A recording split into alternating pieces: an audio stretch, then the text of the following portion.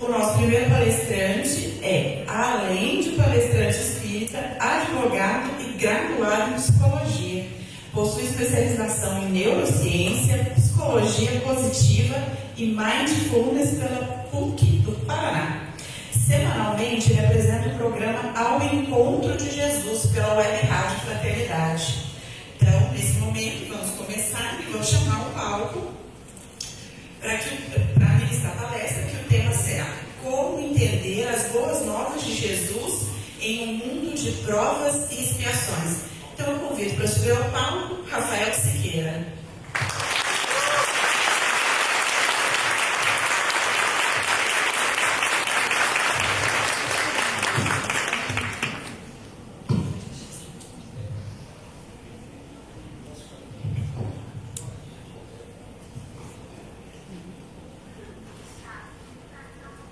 Muito bom dia.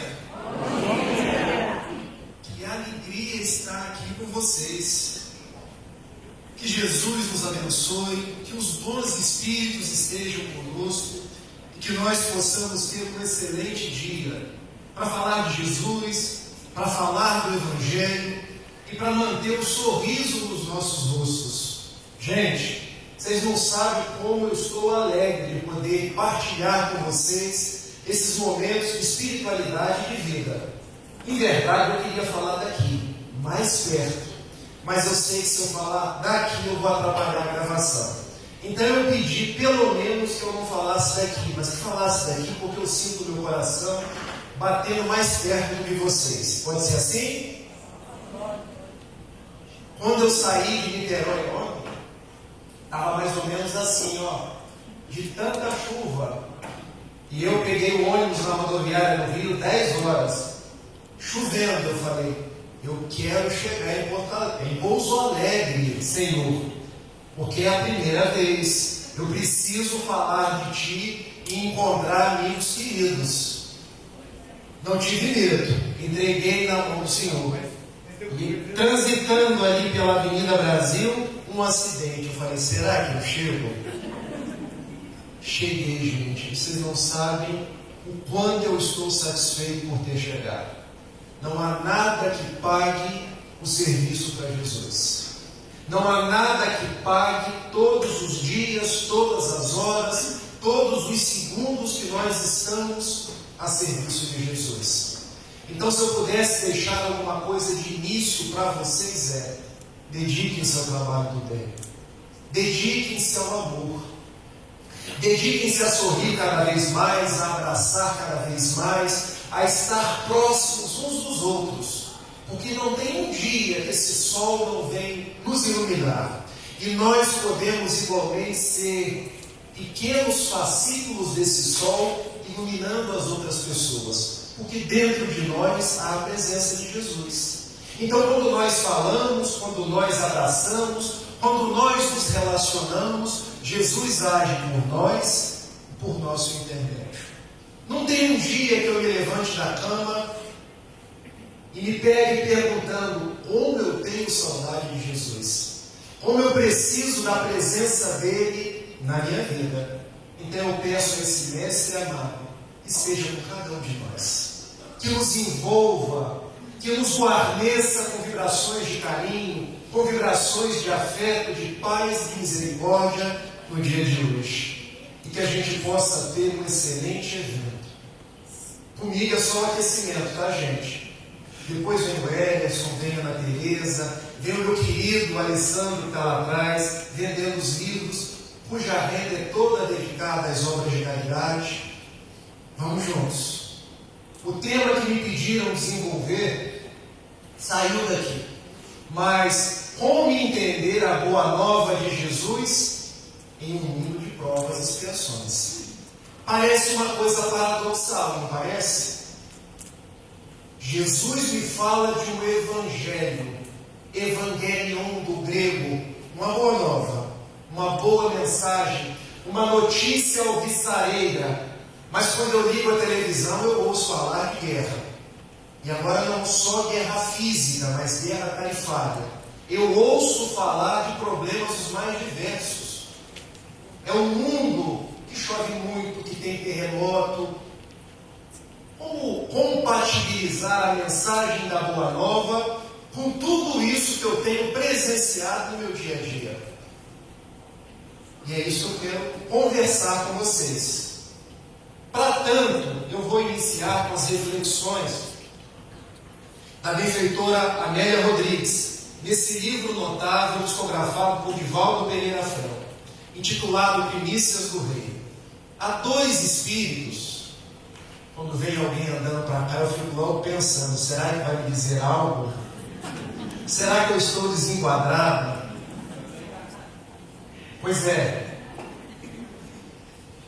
Amélia Rodrigues e Humberto de Campos, eles fazem um trabalho excepcional no movimento espírita, porque eles são como repórteres que vão aos alfarrábios do mundo espiritual, as tradições, aquilo que os evangelhos não registraram, aquilo que não está em Mateus, em Marcos, em Lucas e João, e eles trazem verdadeiras pérolas, integrando o evangelho, trazendo passagens, trazendo conversas, trazendo reflexões que nós não encontramos na fonte oficial.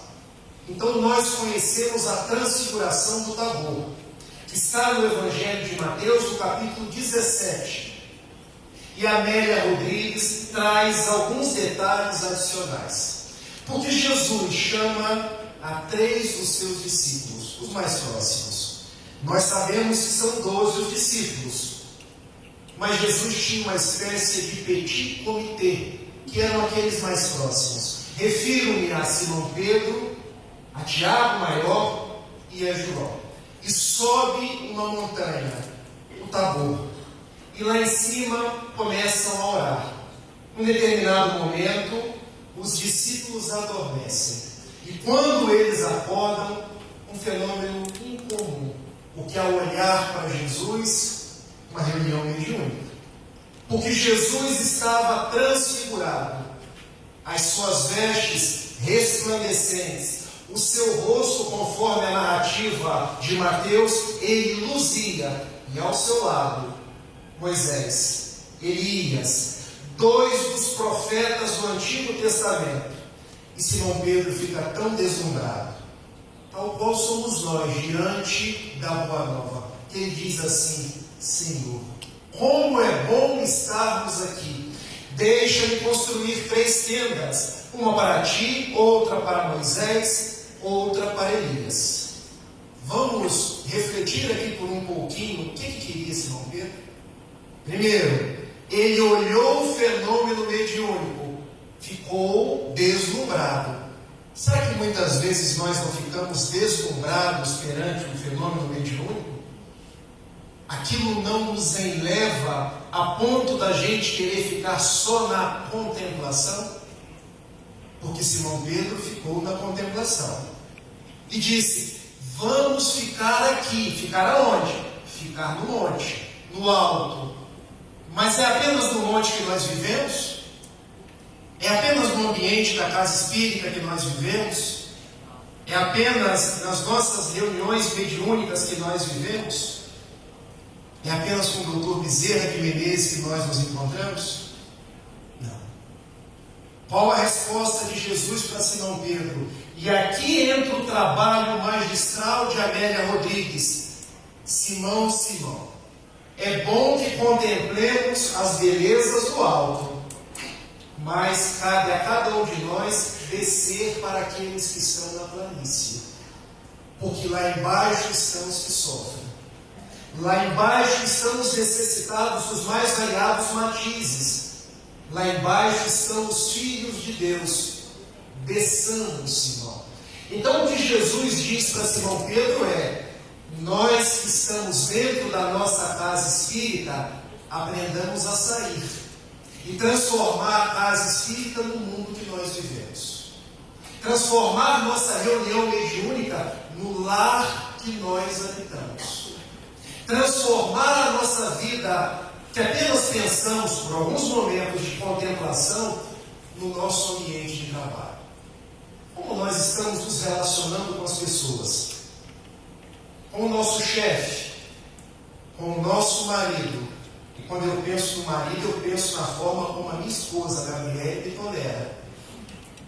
Como nós estamos nos relacionando com os nossos filhos, com aquelas pessoas que às vezes eu encontro e quero atravessar a calçada. Com essa eu não quero encontrar. Como nós estamos agindo no mundo. Porque a proposta de Amélia Rodrigues é trazer Jesus ensinando para Simão Pedro. Não é apenas contemplar, é agir. Não é apenas ficar no monte, é descer para que as belezas do monte se transformem em atitudes de amor e de trabalho para com as pessoas. Até aqui tudo bem? Desçamos, Simão. E eles desceram. E o Evangelho, ele é todo concatenado. O pastor e as 100 ovelhas, a dracma perdida, o filho pródigo. Mas era assim quando foi escrito por Lucas? Não. Lucas escreveu em grego, 100 capítulos, 100 versículos e 100 títulos. Os capítulos vieram no século XIII, os versos ou versículos vieram no século XVI.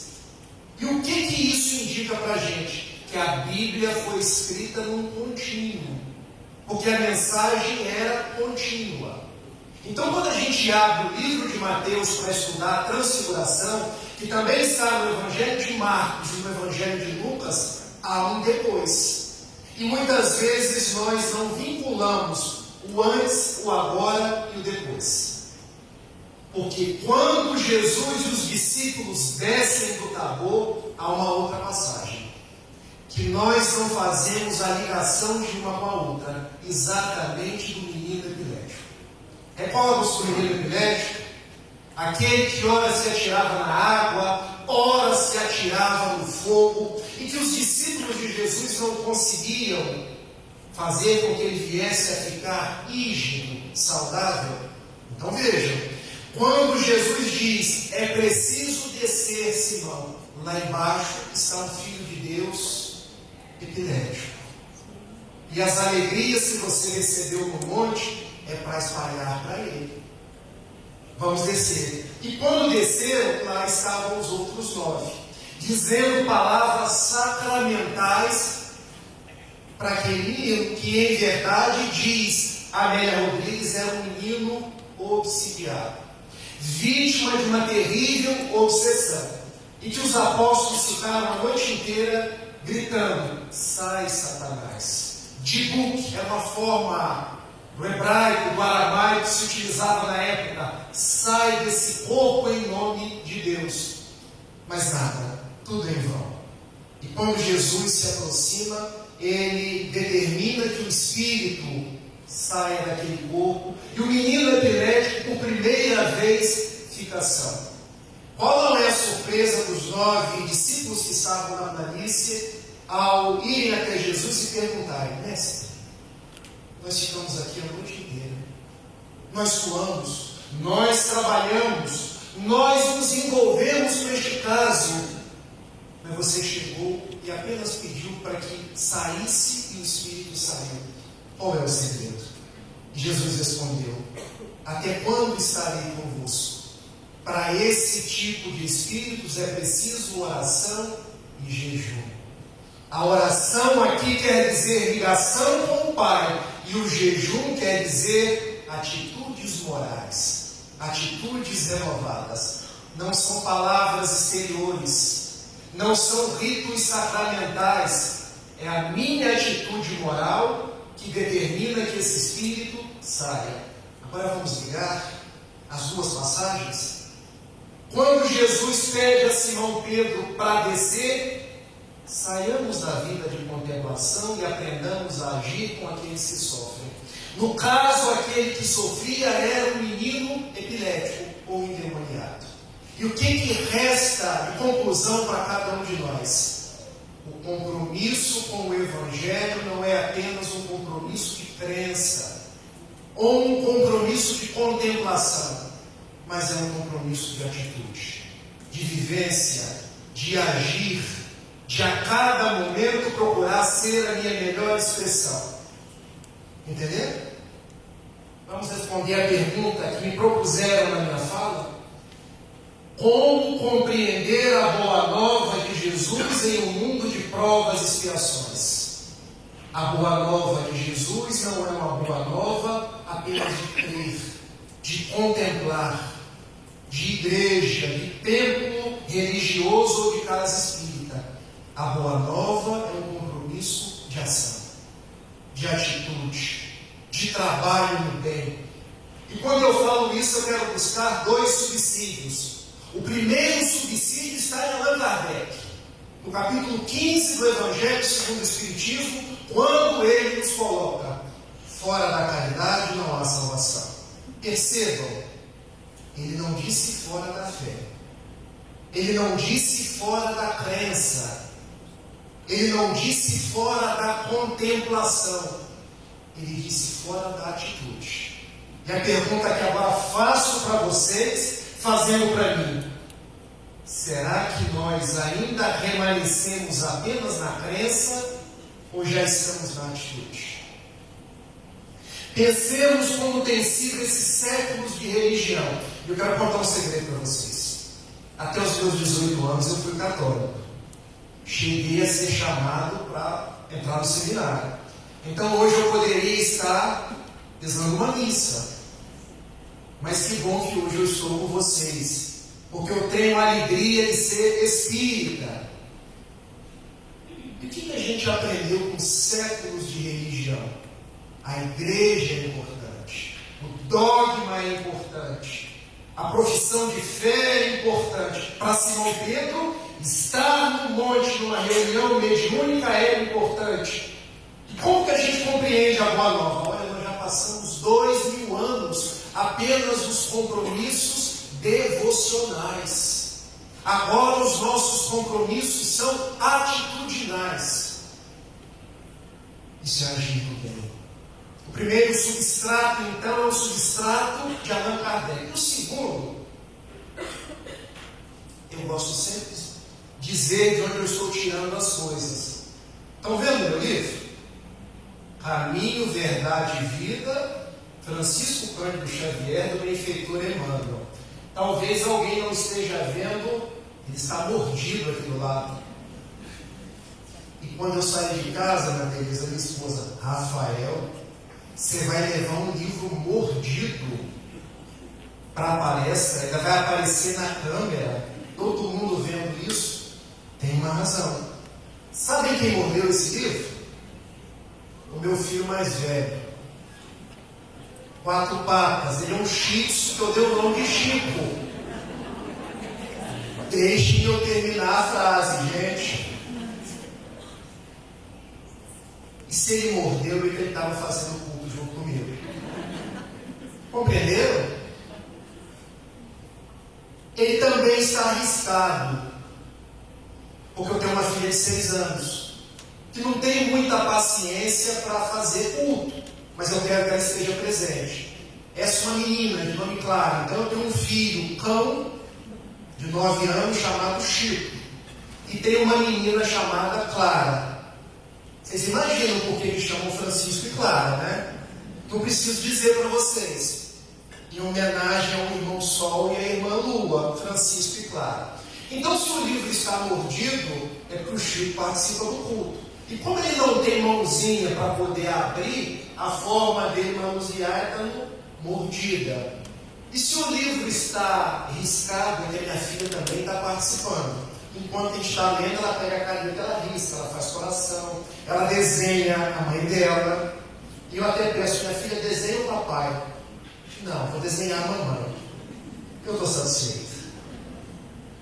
Então, na introdução desse livro, fazer ao vivo não é fácil, hein, gente? A gente tem que se desdobrar. Interpretação dos textos sagrados. Olha a sagacidade do benfeitor Emmanuel. Olha a profundidade das suas colocações. E eu quero que nós meditemos o que ele vai dizer aqui agora, porque eu peço permissão para ler. Porque todas as palavras são dele. O Cristo não estabelece linhas divisórias entre o templo e a oficina. Todo mundo comigo? Como a gente agiu durante os séculos passados? Vários concílios, vários encontros religiosos, várias religiões. Aqui é o templo, lá é a oficina. Aqui é o encontro com Deus, lá é a polis, uma cidade, um termo que remonta às cidades gregas. Lá é o mundo. A gente sempre dividiu. Mas vem o benfeitor Emmanuel e diz: não há linhas divisórias. E ele continua: toda a terra é seu altar de oração e seu campo de trabalho. Ao mesmo tempo, por louvá-lo nas igrejas e menoscabá-lo nas ruas, é que temos naufragado 1000 vezes, por nossa própria culpa. Todos os lugares, portanto, podem ser consagrados ao serviço divino. Parece tão claro, né, gente?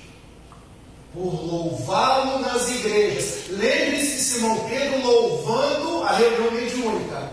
E menoscabá-lo nas ruas. Lembre-se dos 9 não conseguindo expulsar o demônio, como era chamado à época o espírito obsessor. É que naufragamos 1000 vezes. Então, como que a gente vive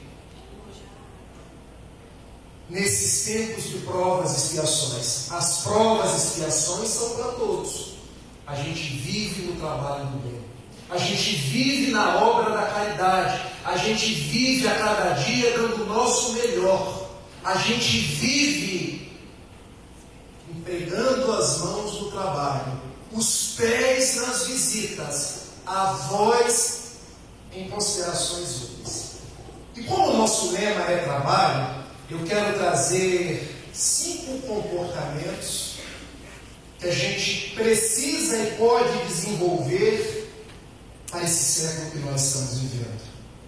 Um século que os bons espíritos chamam de um período de intensificação da transição planetária. Essa transição planetária já é falada nos Evangelhos, em Marcos capítulo 13, em Mateus capítulo 24, já é trazida no livro, a Gênesis, o quinto da codificação, no capítulo 18, são chegados os tempos. Também é trazida numa quadrilogia do Espírito Manuel Filomeno de Miranda. Transição planetária, no rumo do mundo de regeneração. Faltam 2: perturbações espirituais e alvorecer de uma nova era. Já que estamos passando por esse momento e o nosso compromisso é atitudinal, eu quero trazer 5 virtudes que nós podemos e devemos desenvolver. Em verdade, são 5 virtudes que nós extraímos do Evangelho segundo o Espiritismo, no capítulo 17, sede perfeitos, no item 3, o homem de bem. Porque nós são trazidas várias virtudes. Eu quero destacar 5. A primeira virtude de atitude para os tempos atuais chama-se integridade. Será que nós estamos conseguindo ser íntegros? E o que é ser íntegro, meus amigos? Rafael, agir com retidão, agir com honestidade, agir com probidade em tudo aquilo que eu faço. O conceito é fácil. Olhemos para nós. Será que a gente consegue desenvolver essa virtude? Pensemos nela com um pouco mais de profundidade. Ser íntegro, ser inteiro. Não permitir cindir-se. Não se permitir ser aqui dentro de um jeito, lá fora do outro. Não permitir-se ser na sua frente de uma forma, na frente de outra pessoa, por interesses mais diversos, de outra. Ser íntegro é não ser camaleão, que vive se transformando para agradar. Porque parece que hoje a gente quer sempre agradar, não é isso? Aqui eu vou agir desse jeito, porque eu estou agindo com Beltrano, com Citrano, e eu preciso dessa postura. Mas é interesse. Ali eu vou agir de outro jeito, porque ali eu estou em outra circunstância. É interesse. Jesus nos recomendou a dizer sim, sim, não, não. A sermos honestos, a nos permitirmos fazer o bem apesar das circunstâncias. Se tem 100 pessoas marchando e eu sei pelo Evangelho que aquele jeito de marchar não está correto, que eu seja o único a marchar diferente. Mas, Rafael, eu vou seguir contra a multidão, tirem contra, porque não é psicologicamente correto. Substituam por a favor. Eu vou agir a favor do Cristo e do Evangelho. Entenderam o que é integridade?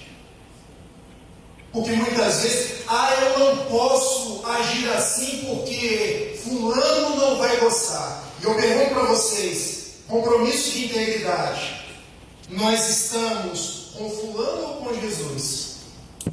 É para refletir, gente. Questão 621 do Livro dos Espíritos. Onde está escrita a lei de Deus? Acho que as pessoas estão dormindo. Vocês podem me responder baixinho, eu acompanho pelos lábios. Onde está escrita a lei de Deus? Nossa, que legal. Eu comi um pão de queijo ali agora que eu fiquei contemplando o pão de queijo. Porque lá no Rio, a Aninha sabe, é tudo polvilho, gente. A gente chega para o dono da casa do pão de queijo, porque é o nome que se dá. Onde é que está o queijo, moço? Porque a gente só vê polvilho. E aqui o pão de queijo estava quente, estava macio. Porque lá no Rio, quando a gente aperta, esfarela. Aqui a gente aperta, Wes, e ele... Eu achei fantástico. Eu acho tudo nas Minas Gerais fantástico. Tanto que eu me casei com a esposa de governador Valadares. Vocês acham que eu sou bobo? Aliás, eu tenho duas coisas que ninguém me tira. Olha o Alessandro lá atrás. O Alessandro é uma referência para mim, tá, gente? Comprem o livro dele e assistam a palestra dele. Tem duas coisas que ninguém me tira. A primeira, a minha esposa das Minas Gerais. E ela diz assim, orgulhosa, eu sou de Boval. É chique, né? Como é que vocês dizem aqui em Pouso Alegre? PA. Legal. Outra coisa que ninguém me tira.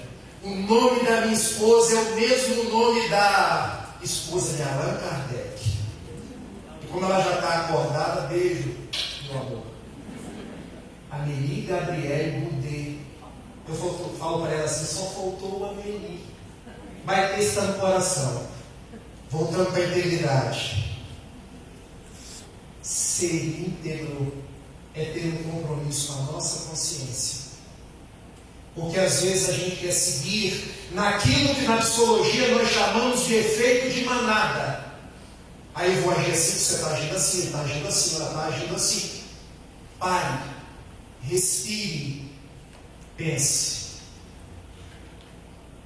Abra o Evangelho, ligue uma música e pense o que Jesus espera de você, não o que a manada espera. Esse é o compromisso de integridade. Por isso a nossa fé espírita é a fé raciocinada, porque ter integridade é igualmente ter bom senso.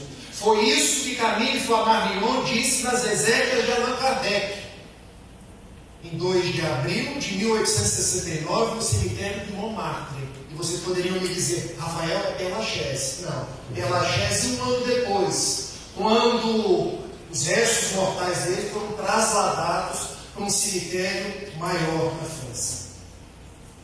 Será que nós estamos agindo com bom senso?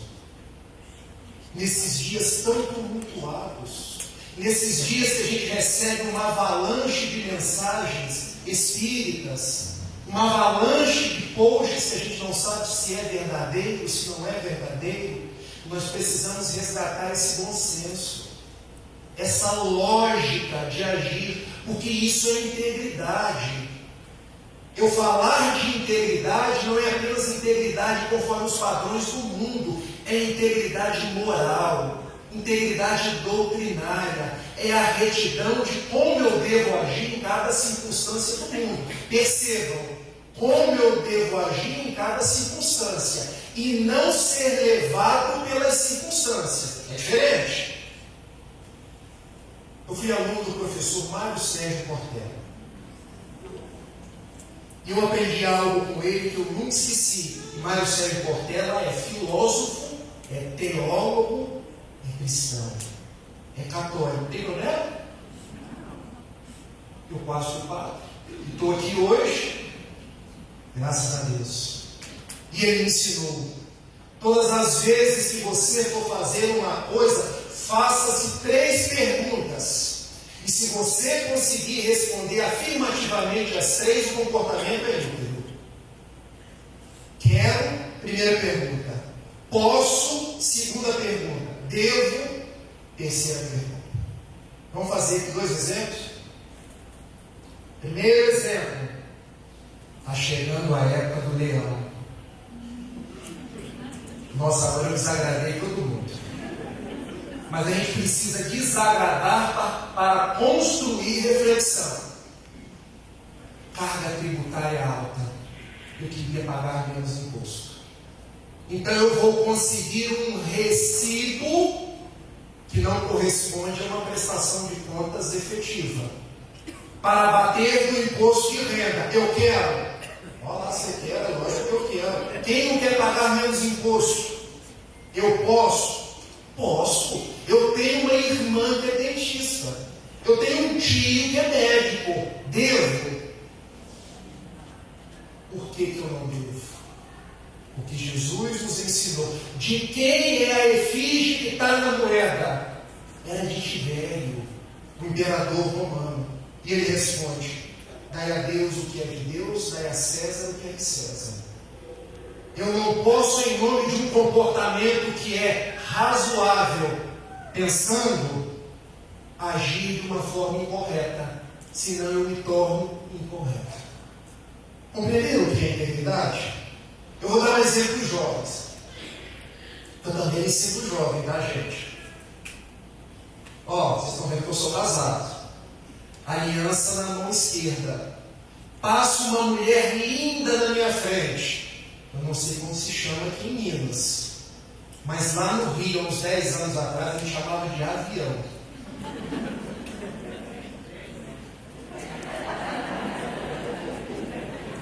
Passa um trenzinho na minha frente. Esposa, você está vendo, hein?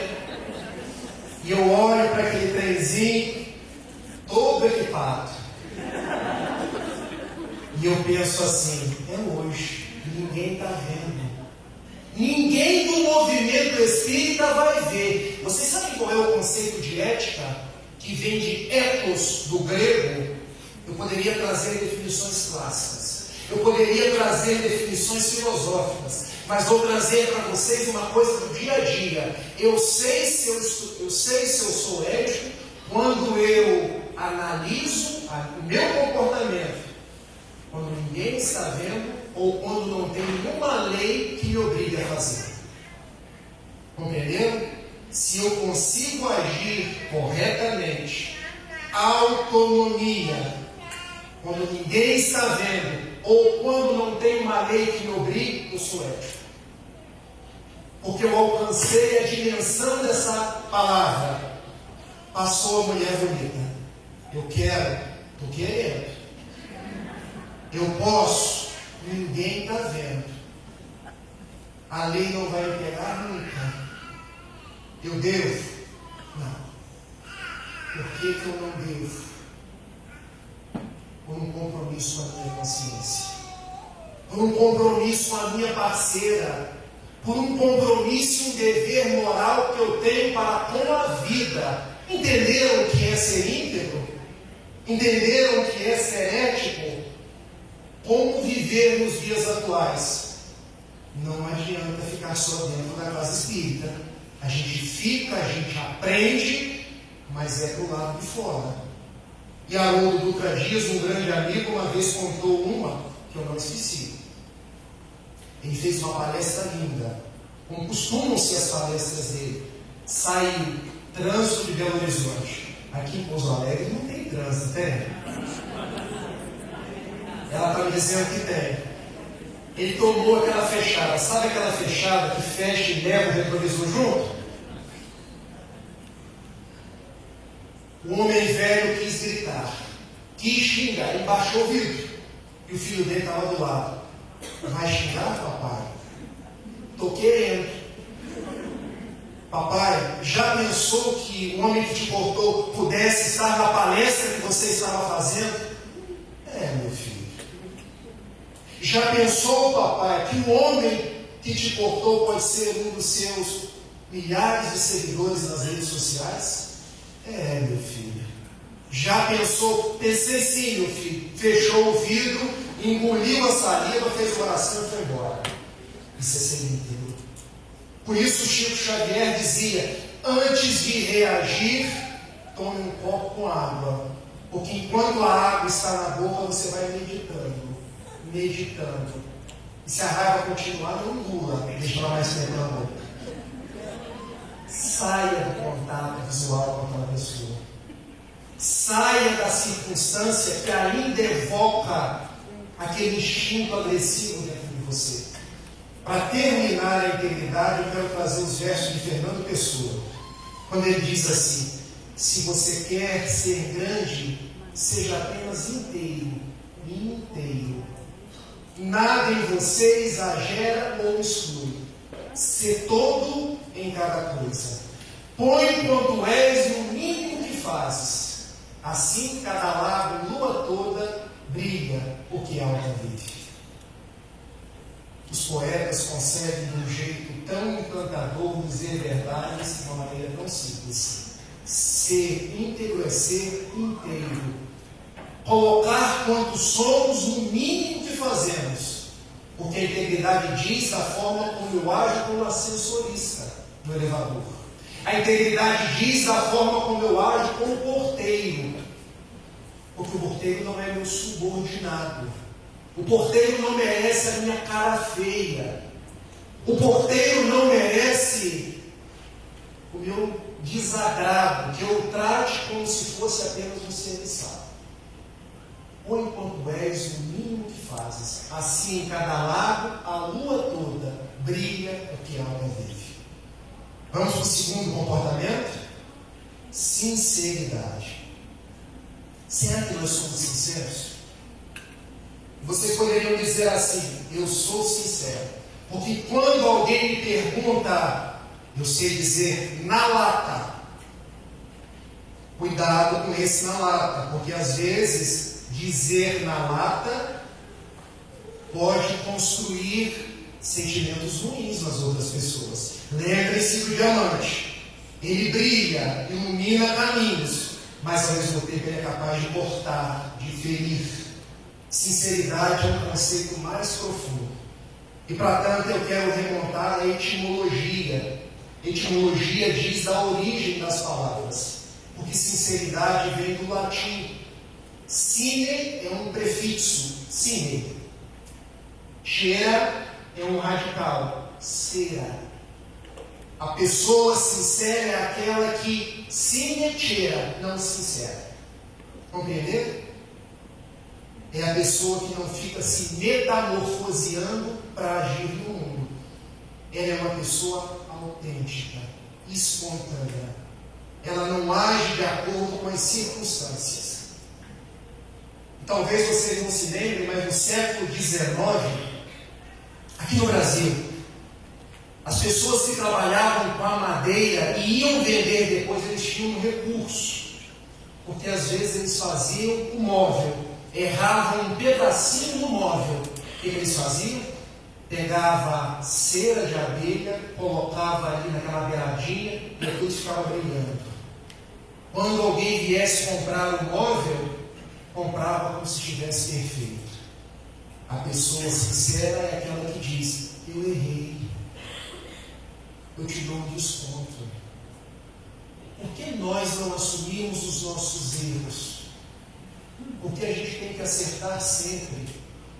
Por que a gente vive num compromisso de performance para as pessoas? Por que a gente não consegue dizer: eu não sei, mas posso aprender? Hoje são os dias onde parece que todo mundo sabe tudo. E quando a gente não sabe, diz a minha esposa, a gente tira de trás da orelha. Porque a gente inventa. Vamos perdendo a nossa sinceridade. Já viram as redes sociais hoje? Todo mundo entende de política, todo mundo entende de guerra, todo mundo entende de tudo. Às vezes eu fico pensando, não vai precisar nem estudar mais, porque todo mundo tem sempre uma ideia formada sobre todas as coisas. Ser sincero é admitir, não sei, mas posso aprender. Ser sincero é dizer como Sócrates, só sei que nada sei. Aliás, eu quero contar essa história para vocês. Eu adoro filosofia, gente. Além de evangelho, além de psicologia, além da Ana Teresa, além do Edson, além de você. Já vi que eu gosto de muitas coisas, né? Um cidadão grego de nome Querefonte foi no oráculo de Delfos perguntar a Pitonisa qual era o ser mais sábio que existia. E a Pitonisa, que encarnava o deus Apolo, respondeu: o ser mais sábio que existe é Sócrates. E Querefonte, torna-se discípulo de Sócrates, vai e diz: olha, o deus Apolo disse que você é a pessoa mais sábia que existe. E eu, a pessoa mais sábia que existe, ela se equivocou pela primeira vez. Só que Sócrates valia-se da maiêutica, porque ele gostava de perguntar. A cada consideração ele fazia uma outra por cima. Então ele sai fazendo investigações. Ele vai até o ferreiro e ele se dá conta que o ferreiro sabia tudo, pelo menos na percepção dele, sobre ferro, sobre como trabalhar aquele metal, mas não sabia nada sobre outras coisas. Nada obstante se achasse o supra-sumo. Ele vai depois do padeiro, e o padeiro: sobre o pão eu sei tudo. Eu faço o melhor pão. Ninguém come um pão melhor do que o meu. Ele resolve ir no magistrado. O magistrado decanta as leis, fala dos juízos que ele já participou. Sócrates chega à conclusão: eu devo ser o mais sábio. Por uma razão muito simples. A única coisa que eu sei é que eu nada sei. E assim é a história de Sócrates. Então, meus amigos, ser sincero é admitir as minhas fragilidades. Tem até um livro de uma norte-americana famosa, Brené Brown, que ela nos convida a admitir as nossas imperfeições, as nossas vulnerabilidades. Se eu não tenho resposta, não sei. Se eu agir com erro, com equívoco, você me desculpa, por favor? Eu quero agir diferente. Mas parece que tem algo em nós que são as duas virtudes que Allan Kardec elenca no Livro dos Espíritos como as mais radicais: o orgulho e o egoísmo. O que é o orgulho? Eu sempre sei tudo, eu sempre estou com a razão. E o egoísmo? Se a farinha é pouca, o meu pirão primeiro. Então, ser sincero, baixe o seu orgulho. Ser sincero, diminua o seu egoísmo e conviva com as pessoas como um par, não como aquele que quer predominar. Entenderam? Quando eu estou numa reunião mediúnica, eu não sou o médium principal, até porque são os espíritos que determinam os médiuns, nos quais eles vão se comunicar. Existem os médiuns mais experientes, o que é diferente. Se eu sou um orador, eu não vou me comparar. Ser sincero é saber que cada um é de um jeito. Se eu sou um trabalhador espírita, eu não preciso mensurar o quanto de tempo eu estou dando à minha vida no trabalho. Mas eu posso mensurar o quanto de vida eu tenho dado no meu trabalho. O quanto de entrega, o quanto de valor verdadeiro. A gente, depois que faz psicologia, a gente atende muitas pessoas. E o grande dissabor delas é o seguinte: eu queria dar mais de mim para Jesus. Eu queria trabalhar mais. São sentimentos de culpa e sentimentos de remorsos tão profundos. E a gente trabalha no seguinte sentido: não queira dar mais tempo à sua vida. Queira dar mais vida, mais sinceridade, mais valor ao tempo que você consegue dar. E você será feliz. Porque às vezes a pessoa fica 24 horas na casa espírita, esfalfada. Não consegue mais dar um sorriso para uma pessoa. Outra fica 1 hora, é o que ela pode dar. Porque ela é mãe, porque ela é professora, porque ela tem o trabalho dela, e dentro daquela 1 hora, ela acolhe, ela abraça, ela conversa. Ser sincero é um compromisso nosso para com a vida. Havia no teatro grego os bailes de máscaras, onde as pessoas, para dar vazão à sua sombra é um conceito de Carl Gustav Jung, um arquétipo, um tipo que gera reações nossas, um tipo primário, primordial, um vetor de comportamento. Ou seja, nós trazemos na nossa sombra comportamentos que nós não gostamos, que nós não queremos ver, ou que nós não queremos que as pessoas vejam. O que se era feito nos bailes gregos antigos? Colocava-se a máscara, porque por trás da máscara eu liberava a minha sombra. O que é ser sincero? Tire a máscara. Encontre a sua sombra. Integre-a na sua personalidade de uma forma e construindo a sua vida, ressignificando os seus propósitos, e você será feliz. Compreenderam a sinceridade? Sine cera. Eu não preciso me encerar. Prometo que é o último exemplo. Eu tenho assim herança de professor. Minha mãe era professora. Então ela falava muito com os alunos que queria que elas entendiam, que eles entendessem. Uma vez eu passei numa feira, era muito cedo, e eu vi uma melancia linda. O vendedor não sabia que eu estava olhando. Ele derramando água com açúcar na melancia. E eu continuei ali olhando. Ele depois começou a gritar: melancia dulcíssima! Compre essa melancia e você depois pode levar outra melancia. Ele estava vendendo melancia com gosto de água, mas botou açúcar por cima, enganou a pessoa. Essa não é uma pessoa sincera. Porque na impossibilidade de encerar a si próprio, ele encerou a melancia, botou açúcar nela. Funciona, por algum tempo funciona, mas um dia a máscara cai. E quando a máscara cair, é o problema. Ele não vende uma melancia mais.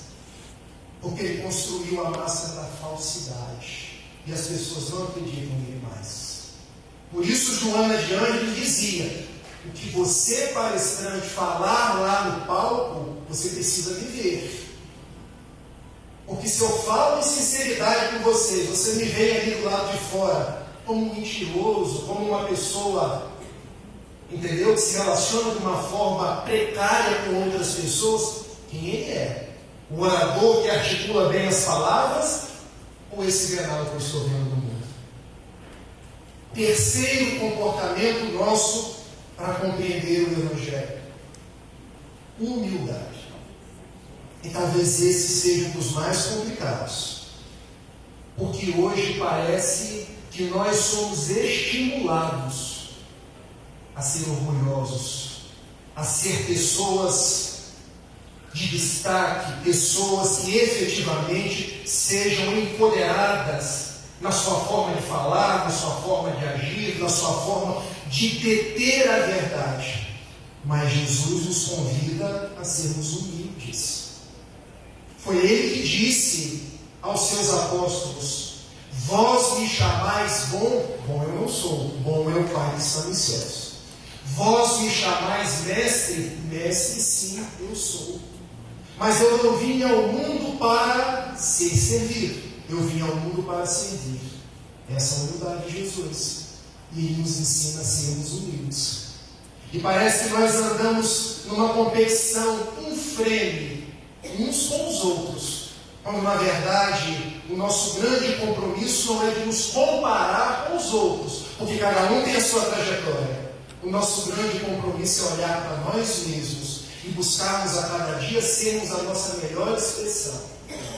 O que é ser humilde? Vamos voltar à etimologia? A palavra humildade vem de um radical grego, humus. Alguém se lembra de humus? Das aulas de biologia no colégio. Humus quer dizer terra fértil, terra boa. Me ajudaram daqui. Tanto que quando a gente dizia, essa terra tem muito humus, nessa eu planto e ela dá. Então, humildade que vem de humus, forma também a palavra humano e a palavra humanidade. E todas elas, por terem um radical comum, elas são interligadas. Porque ser humilde quer dizer que nós somos humanos e estamos vinculados à mesma humanidade. Não há ninguém maior entre nós. Não há ninguém mais importante entre nós. Nós somos irmãos. Nós precisamos parar de olhar o mundo em castas. Vocês lembram da casta da cultura hindu? Porque lá existem os brahmanes, ou os sacerdotes, os operários, os políticos, e lá embaixo existem os dalits, ou os párias. Mas nós não compreendemos a estruturação do mundo dessa forma.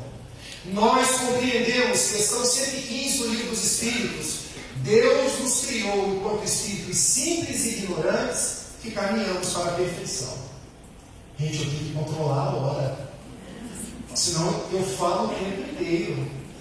Vai estar controlado. Então nós não estamos no mundo para nos julgar, nos sentir maiores do que ninguém. E aqui uma consideração psicológica, nem menores. Porque muitas pessoas, elas se diminuem tanto, elas se colocam tanto em condição de inferioridade, que perdem a virtude do auto-amor, da autoaceitação. Humildade forma humanidade. Nós somos seres humanos. Nós somos amados por Deus, do jeito que nós somos. Isso não quer dizer que nós não podemos melhorar. Podemos e devemos. Mas nós precisamos partir da nossa humanidade para uma caminhada de 1000 passos, dar um, depois dar outro, sempre para frente. Também de Mário Sérgio Cortella, eu quero extrair uma indagação que ele uma vez fez numa aula, que eu acho que vocês conhecem. Todas as vezes que alguém quiser dar uma carteirada, vocês conhecem as famosas carteiradas? Pois é, carteirada é mais ou menos assim. Posso puxar a minha, aqui dentro não tem dinheiro. Sou parado numa blitz. E a pessoa vem me multar. Sabe aquela multa de cortar na faixa dupla? Aquela é mais de R$1.000. Você deve estar pensando assim, se ele sabe o valor, ele já foi multado. Pois é, já. Paguei a multa. Aí vem o guarda e eu, você sabe com quem está falando? E usualmente a minha carteira de desembargador, ou de político, ou de alguém importante na sociedade para convencer o homem a não me multar. As famosas carteiradas. Será que nós não agimos assim muitas vezes? Será que nós não agimos a nos achar mais importantes, às vezes porque temos um curso superior, porque temos determinada quantia numa aplicação da Bolsa de Valores? Então propunha Mário Sérgio Cortella, todas as vezes que alguém perguntar, sabe com quem está falando? Essa pessoa, eu estou falando com alguém que está no universo com 2 trilhões de galáxias. Vocês sabem quantos zeros tem isso? Só imaginem, uma dessas galáxias é a nossa Via Láctea. Só na Via Láctea tem cerca de 100 a 400 bilhões de estrelas. Estão imaginando o número de zeros? Uma das estrelas é o nosso Sol, uma estrelinha de quinta grandeza. Quinta não quer dizer que é grande não, tá gente? Quinta quer dizer que é uma das menores. Ao redor do Sol giram 9 planetinhas. 9 não, porque Plutão foi rebaixado à categoria de planeta não. Era o que dizia do Botafogo antes do ano passado, né? E eu convivi com isso durante décadas. Mas tudo se apruma na vida. Isso. Rebaixaram Plutão, ficaram 8 planetas. Um dos planetas é o planeta Terra. Só no planeta Terra tem 3 milhões de espécies. Uma dessas espécies é a nossa, Homo sapiens sapiens. Em novembro de 2023, chegou-se à conclusão de que existem 8 bilhões de Homo sapiens encarnados. Você é um, no meio de 8 bilhões, no meio de 100 a 400 bilhões de estrelas, que está imerso num universo com 2 trilhões de galáxias. Por que a gente não aprende a ser humilde? E Chico uma vez pediu ao benfeitor Emmanuel: Emmanuel, dá para você me ensinar essa concepção de Deus? Inteligência suprema, causa primeira ou primária de todas as coisas? Dá sim, Chico. Deite aí, que eu vou te desdobrar. E desdobrou o Chico. Chico foi subindo, passou pelo planeta Terra, começou a contemplar os outros planetas. Subiu um pouco mais, passou a contemplar as galáxias, os buracos negros. Chico ficou com medo, tá, gente? Ele próprio contando isso. Mas ele não disse para Emmanuel. Ele disse assim: Emmanuel, dá para a gente voltar? Por que, Chico, você está com medo? Imagina, senhor. É que nessa hora eu costumo tomar um cafezinho e comer pão com queijo. Chico, você está com medo? Eu sei, porque o Espírito leu o pensamento. Até onde você olhou é Deus. E onde você não conseguiu olhar é Deus também. Já entendi, mano. Vamos voltar agora. Isso é para a gente ter senso de humildade. Como a gente tem saudade do cristianismo primitivo. De primitivo não tinha nada. Era um cristianismo verdadeiro, que a doutrina espírita veio trazer de volta. Como a gente tem saudade dos abraços, do culto feito de uma forma simples. Às vezes as pessoas pensam que a igreja primitiva, eu e a Mahara estamos fazendo uma série de lives sobre a história do cristianismo. Quarta-feira agora tem uma. Nós estamos no 4º século. As pessoas juntavam-se, vamos juntar aqui mais 5? Na floresta, nas catacumbas, pegava uma brasa, soprava, ela acendia. Agora vamos orar a Jesus. Era essa a simplicidade. Era esse o valor de encontrar uns com os outros e reverenciar Jesus. Depois é que veio a igreja romana, depois é que vieram as invasões bárbaras, e foi tudo se misturando. Quando veio o Espiritismo no século XIX, foi para restaurar a humanidade daqueles primeiros dias. Tanto que quando perguntam a Chico o que é o Espiritismo, Chico, e ele responde: uai, sou, o Espiritismo é Jesus de novo no coração do povo. E Jesus conversava com todo mundo.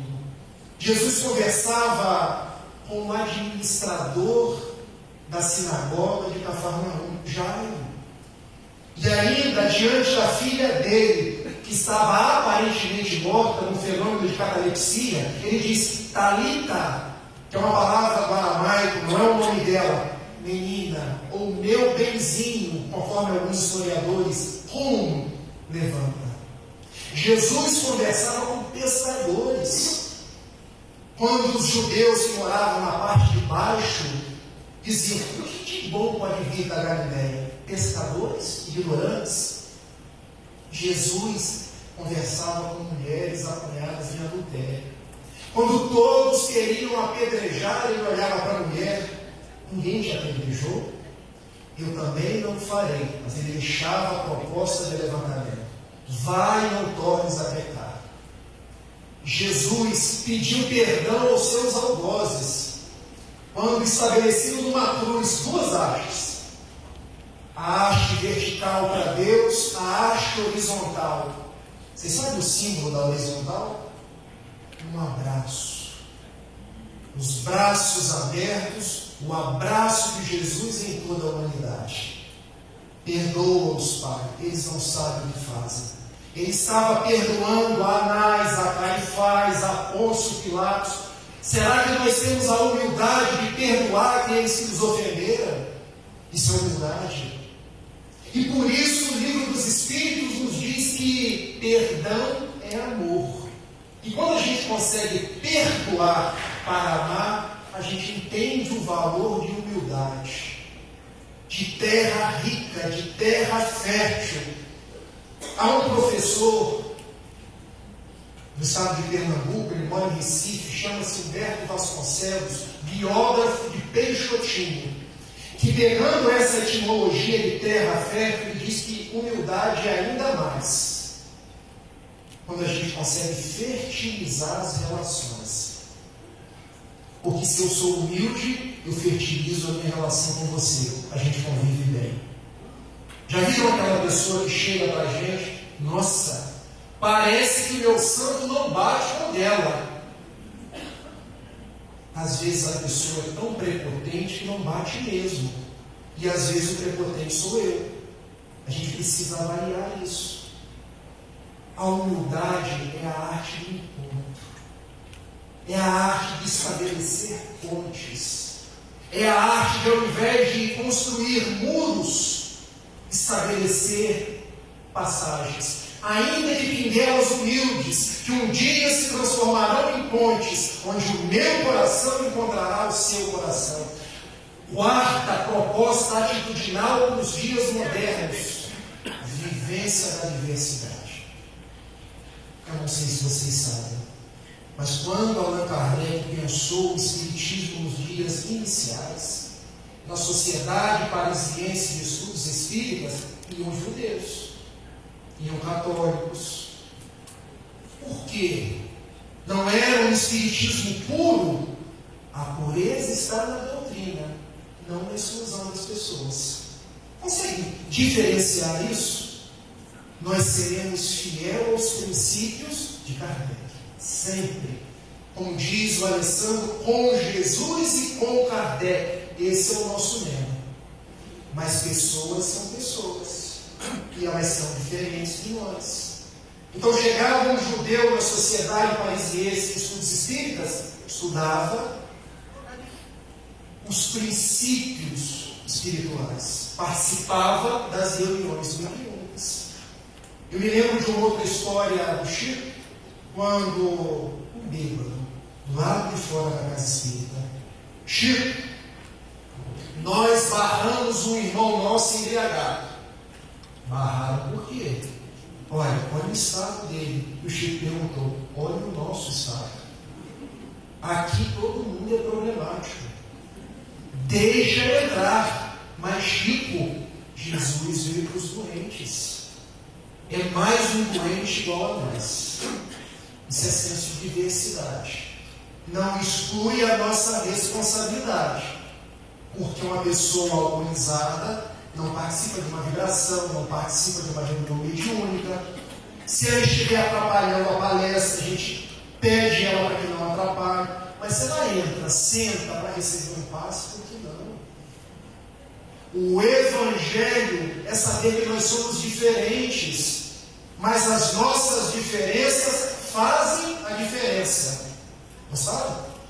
Nossas diferenças fazem a diferença. Se no mundo houvesse apenas Ana Teresa Carnasmi, seria uma bênção. Mas no mundo existem mulheres diferentes da Ana Teresa, e a beleza está nisso. Se num canteiro existisse só rosa, concordam comigo? Faltaria o cravo, faltaria o crisântemo, faltaria a papoula, faltaria o girassol. Oh, que beleza, o girassol. Então nós precisamos nos acostumar com as diferenças, porque as diferenças é o que tornam a vida mais bonita. Quantas pessoas eu estou divisando aqui agora? Tem uma ideia? 300 pessoas. Pensem, existe alguma pessoa igual a outra aqui dentro? Não existe. Mas uma coisa eu posso dizer com certeza: eu estou vendo cada um mais bonito que o outro. Porque a beleza não está no objeto observado. A beleza está nos olhos de quem vê. Achar defeito é fácil.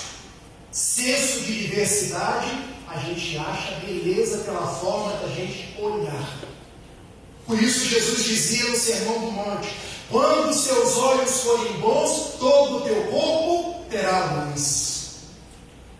Então, senso de diversidade, ou de pluralidade, ou de respeito, ou de tolerância, é senso de amor. Eu estive na Bahia recentemente para fazer uma palestra espírita e entrou uma mãe de santo. Eu achei ela tão linda.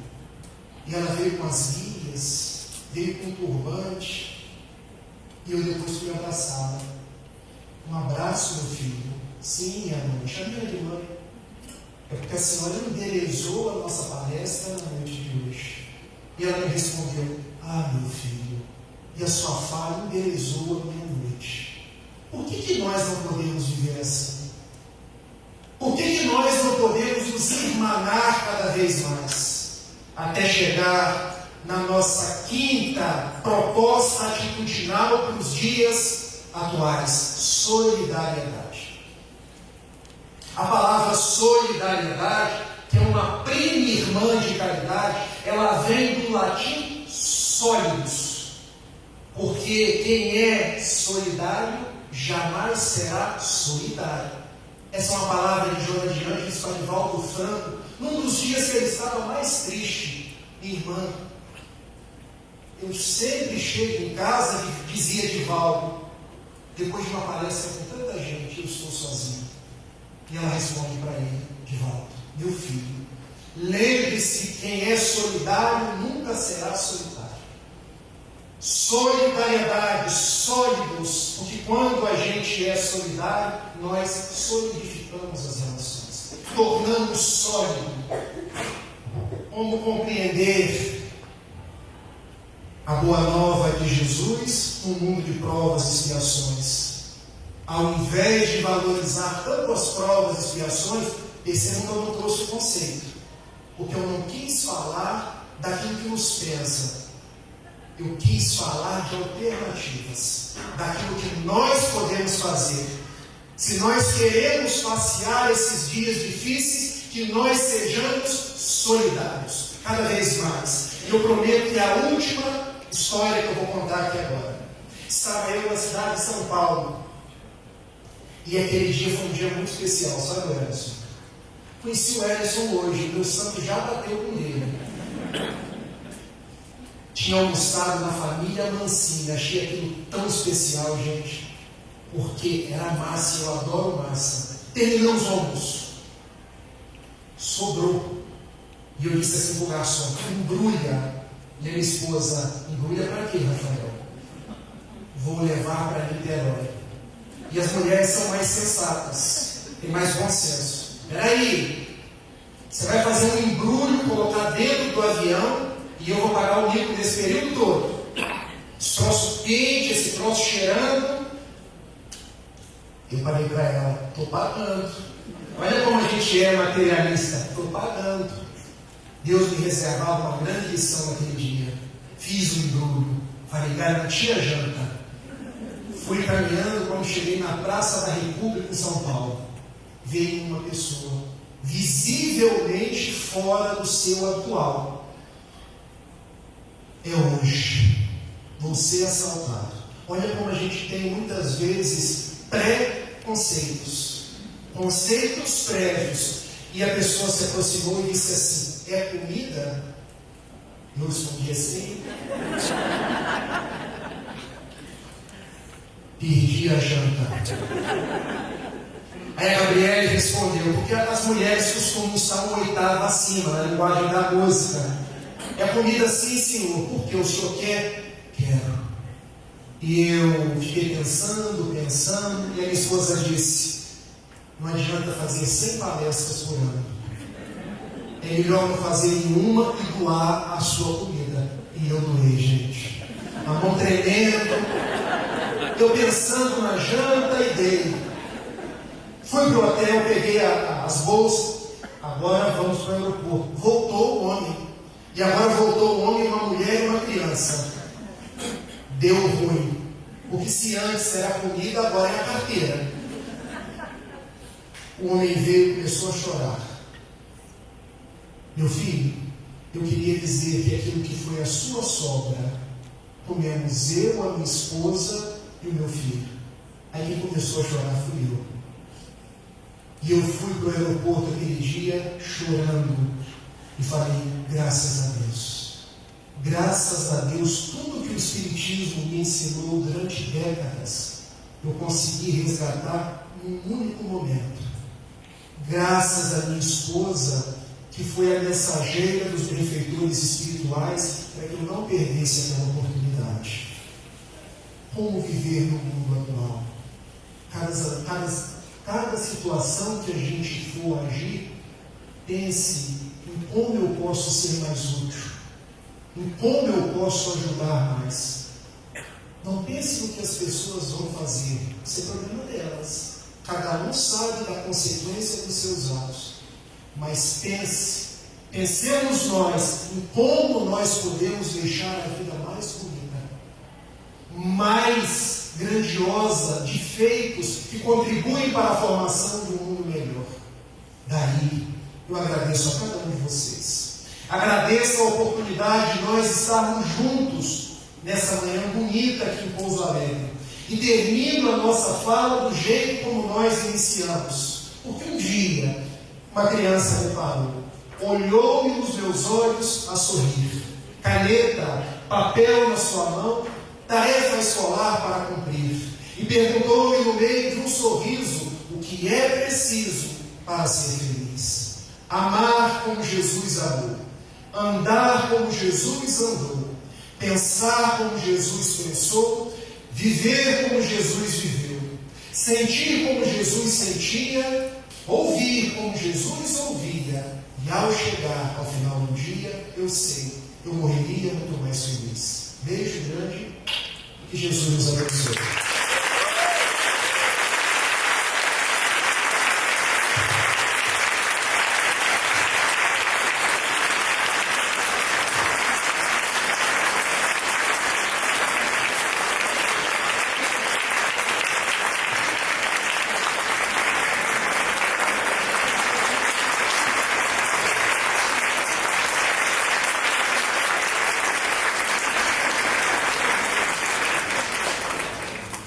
Ou me deixar com o microfone na mão, eu transfiro todas essas palmas para Jesus. Muito obrigado, gente.